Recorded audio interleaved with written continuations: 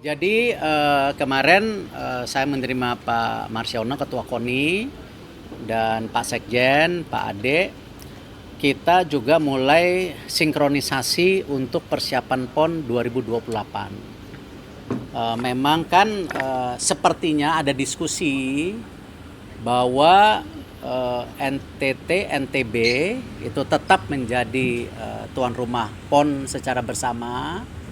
Tetapi tentu dengan situasi saat ini memang kan pembangunan fasilitas tambahan itu tidak dimungkinkan.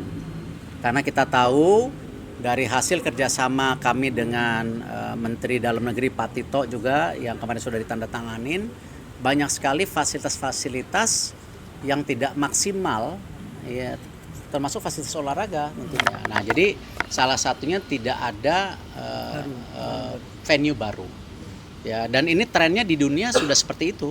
Ya, kalau kita lihat juga persiapan Olimpiade di Brisbane, di banyak negara ke depan juga sudah mulai menjaga secara ekonomi pembangunan fasilitas-fasilitas yang di kemudian hari tidak maksimal. Jadi itu, nah disitulah kita bicara apakah nanti NTT, NTB juga akan bersama KONI mengadakan rakornas untuk juga menambahkan provinsi tertentu sebagai supporting system. Jadi tuan rumahnya tetap NTT, NTB, tetapi provinsi tertentu yang punya fasilitas bisa dipergunakan.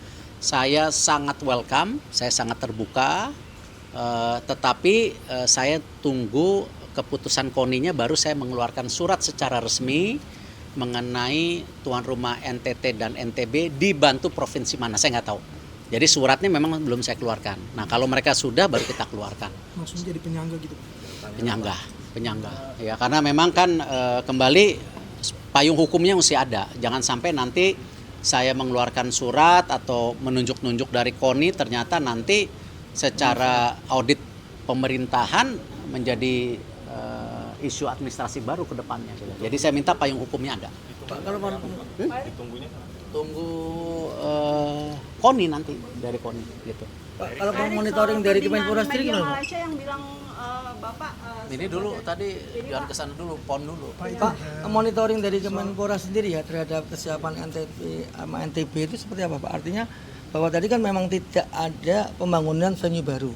Tapi kan tentunya harus memantau apakah mereka itu memaksimalkan venue-venue yang sudah ada dan itu berstandar juga dengan. Ya tentu kami Kemenpora senang dengan adanya NTT, NTB menjadi tuan rumah. Artinya kan pembangunan olahraga ini bukan secara gedung ya, pembangunan olahraga bisa mulai juga membangun Indonesia Timur gitu. Karena kita tahu banyak sekali bakat-bakat yang tersembunyi dari Indonesia Timur, baik Papua, Maluku segala. Dan disinilah tentu keberpihakan kita menjadi nyata. Nah, tetapi tentu yang kita tidak mau jangan sampai nanti APBD tidak mencukupi, padahal banyak kepentingan APBD lain yang bisa dipergunakan untuk masyarakat, tidak hanya olahraga. Nah, ini yang kita jaga, jadi memang kita pantau, kita sudah telepon-teleponan, nanti kita juga akan mengirimkan tim bertahap, tapi setelah nanti payung hukum dari KONI yang menyatakan tadi NTT, NTB, dan juga provinsi penyangga. Pak, tapi ada atlet tertentu yang dilarang untuk di PON kayak misalnya tenis meja kan PTMSI keluar. Kita sudah akan konsolidasi, memang masih ada hutang 3 cabang olahraga yang masih dualisme, yaitu tenis meja, fencing, dan tinju. Nah, kita sudah waktu itu memberikan deadline sama KONI dan KOI. Alhamdulillah waktu itu sepak takraw terjadi konsolidasi. Nah, yang 3 ini mungkin kita kasih waktu lagi sedikit. Kalau tidak nanti kami Kemenpora akan coba mengambil peran lebih besar. Dan yang intinya di Asian Games kalau bisa targetnya tidak ada lagi dualisme, harus jadi satu. Ya karena tadi kembali isunya banyak atlet juga dikorbankan, apalagi kalau kita persiapan untuk pelatnas Asian Games, SEA Games itu sudah mulai di tahun ini, khususnya yang SEA Games, kan jangan sampai nanti karena kendala administrasi akhirnya dana pelatnas tidak bisa mensupport para atlet yang sedang dipersiapkan gitu.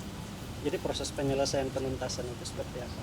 Nah ini kita ajak bicara ya seperti kemarin sepak takraw jadi konsolidasi secara baik-baik ya sama kita berharap ketika cabur ini juga berkonsolidasi secara baik-baik karena ya sudah waktunya kita bersatu untuk membangun olahraga bukan melihat kepentingan pribadi masing-masing individu gitu. Di tinju itu ada sekitar 6 federasi. 3. Itu 3. Jadi itu gimana cara penuntasannya? Ya, Pernah kita- berkoordinasi sama mereka? Oh pasti, kita lewat Konikoi dulu dong. Kan kita sudah bersurat kepada Konikoi.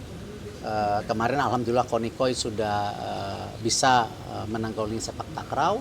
Sekarang tinggal 3 lagi yaitu tinju, tenis meja dan fencing yang kita coba ingin mereka juga kembali bersatu untuk kepentingan atlet. Terima kasih sudah menonton. Silakan subscribe, like, dan jangan lupa komen di bawah ya bola spotter.